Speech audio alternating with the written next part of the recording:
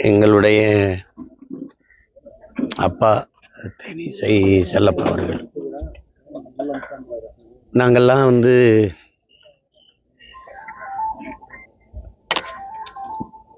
புழுக்களாக நெளிந்து கொண்டிருந்த எங்களை எல்லாம் புலியாக மாற்றியது அவருடைய குரல் தான்.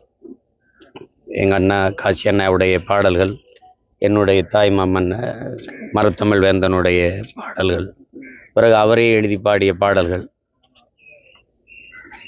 அதுவரை இல்லாத ஒரு எங்கள் இனத்தினுடைய ஒரு குரல், ஒரு எழுச்சி குரல்.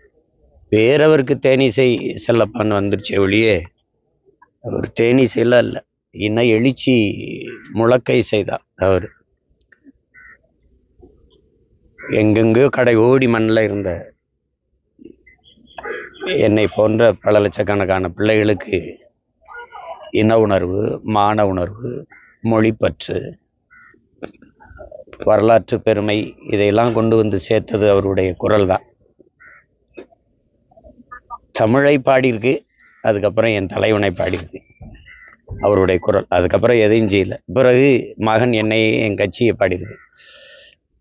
சீபா ஆதித்தனார் எங்கள் தாத்தா அந்த கட்சி ஆரம்பித்த போது அவர் அந்த கட்சியில் இருந்த முதன்மையான தளபதிகளில் அப்பா தேனிசையும் ஒருவர்.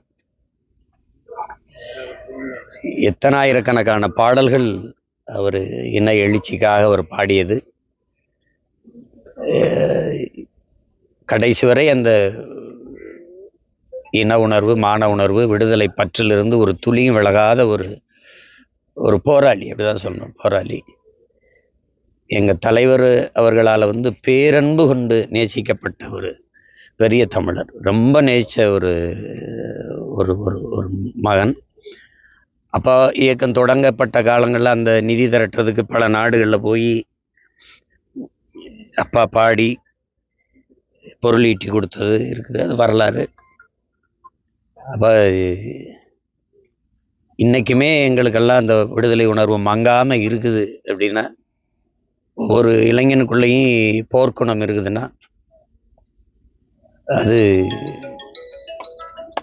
எங்கள் அப்பாவுடைய அந்த பாடல் தான். ஒவ்வொரு பாடலும் இன்னும் செவிகளில் ஒழிச்சிக்கிட்டு இருக்காது. அது அந்த அளவாக இன்னைக்கு எங்கள் அப்பா இல்லை அப்படின்னு நினைக்கும் போது வருத்தமாக தான் இருக்குது, ரொம்ப வருத்தமாக இருக்குது. இப்படி ஒரு இனிமேல் இந்த இனத்துக்கு இப்படி ஒரு மகன், இப்படி ஒரு இவ்வளோ பற்று, இந்த மொழி மீது, இனத்தின் மீது பற்று கொண்ட ஒரு பெருங்கலைஞன் இனி தோன்றி வருவானா? தன்னலமற்று நின்று இப்படிலாம் ஒருத்தர் இருக்க முடியுமா? எந்த சமரசமும் செஞ்சுக்கல. அவர் நினச்சிருந்தா வெற்றி பெற்றிருக்கிற கட்சிகளில் தலைவர்களை பாடி சம்பாரித்து போயிருந்திருக்கலாம். அடக்குமுறை, ஒடுக்குமுறை இருந்தது, தடை செய்யப்பட்ட இயக்கம், எவ்வளோ வழக்குகள், இதையெல்லாம் தாண்டி கொண்ட கொள்கையில் துளியும் மாறாத ஒரு போர் வீரனாகவே எங்கள் அப்பா இருந்துட்டார். இந்த இழப்பை எதிர்பார்க்கல.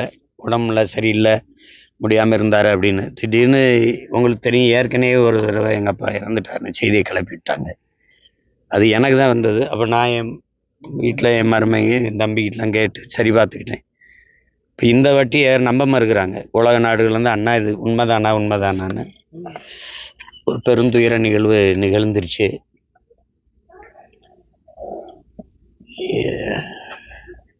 எங்கள் போராட்டம் வெல்லலை. வென்றிருந்தால் எங்கள் அப்பா இருந்திருக்க வேண்டிய இடமும் உயரமும் வேறு. பிள்ளைகள் நாங்களும் இன்னைக்கு போராடிட்டு தான் இருக்கோம். ஆனால் அவருடைய மூச்சு காற்று, அவர் குரல்லாம் இன்னும் எங்கள் காதுகளில் ஒழிச்சிக்கிட்டு தான் இருக்குது. அது இன்னும் எத்தனை 100 ஆண்டுகள் ஆனாலும் எங்கள் தலைமுறையை உசிப்பிக்கொண்டே இருக்கும் எங்கள் அப்பாவுடைய பாடல். அந்த பாடல்கள் இருக்கிற வரை எங்கள் அப்பா தமிழ் சமூகத்தோடு இணைந்து ரத்தமும் சதையுமா உணர்வோடு வாழ்ந்து கொண்டு தான் இருப்பாங்க. அதில் எந்த மாற்றம் இல்லை. இந்த மதிப்புமிக்க எங்கள் தந்தைக்கு நாங்கள் எங்களுடைய புகழ் வணக்கத்தை செலுத்துகிறோம். அவருடைய புகழை இன்னொரு தலைமுறைக்கும் கொண்டு போய் சேர்க்கிற பணி இனி வருங்காலங்களில் செய்வோம். தேனிசை செல்லப்பான்னு ஒருத்தர் இருந்தான் நமக்கு. அரிதினும் அரிதா தோன்றி ஒரு துளி சமரசம் இல்லாமல் இந்த மண்ணுக்கு மக்களுக்குமாக தன் குரலால் போராடியவன். வாளால் போராடியது, துவக்கால் போராடியது தன் குரலால் போராடி ஒரு போர்க்களத்தையே பிரளயப்படுத்திய பெருமகன் எங்களுடைய அப்பா. அவருக்கு எங்களுடைய புகழ் வணக்கத்தை செலுத்துகிறோம்.